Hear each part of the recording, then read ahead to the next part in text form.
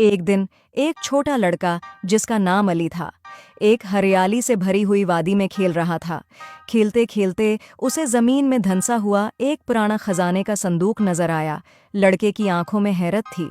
वो झुककर संदूक के करीब आया और एहतियात से उसका ढक्कन खोलने लगा। जब लड़के ने संदूक का ज़ंग आलूद ढक्कन उठाया तो इसमें से एक सुनहरी रोशनी निकली और चारों तरफ फैल गई। लड़का हैरत और तजस्सुस से भर गया और उसकी आंखों में हैरत की चमक थी। वादी में एक जादुई चमक फैल गई और हवा में चमकती हुई ज़रात तैरने लगे। खजाने के संदूक की रोशनी में डूबते ही लड़का एक खूबसूरत जादुई गांव में पहुंच गया। इस गांव में रंग बरंगे घर थे और गलियों में हर तरफ खुशबू फैली हुई थी। लड़के की आंखों में हैरानी और मसरत की झलक थी।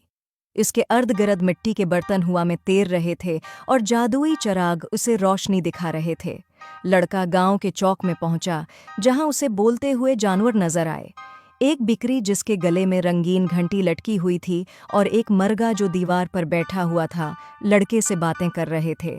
लड़के के चेहरे पर हैरत और खुशी की मिली जली कैफियत थी और उसके होंठों पर मुस्कुराहट फैल गई। लड़का जादुई गांव के एक बाजार में घूमने लगा, जहां जादुई चीजें फरोख्त हो रही थीं। फल चमक रहे थे, कपड़े हवा में तैर रहे थे और खिलौने बातें कर रहे थे। लड़के ने एक जादुई फल उठाया और मुस्कुराते हुए उसे देखा। बाजार रंगों और खुशियों से भरपूर था। गांव के दरमियान में एक अक्लमंद दरख्त था जिसकी सुनहरी पत्तियां थीं। लड़का दरख्त के सामने खड़ा था और दरख्त उसे बहादुरी और नरमी का कीमती सबक सिखा रहा था। लड़के के चेहरे पर गौर व फिक्र की झलक थी। वो दरख्त की बातें गौर से सुन रहा था और गांव का माहौल पुरस्कून और खामोश था। आखिरकार लड़का वापस इसी वादी में पहुंच गया जहां वो खेल रहा था। खजाने का संदूक अभी भी चमक रहा था।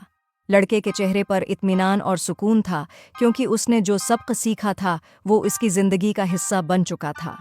वो आहिस्ता से संदूक बंद करता है और उफ़क़ की तरफ देखकर मुस्कुराता है।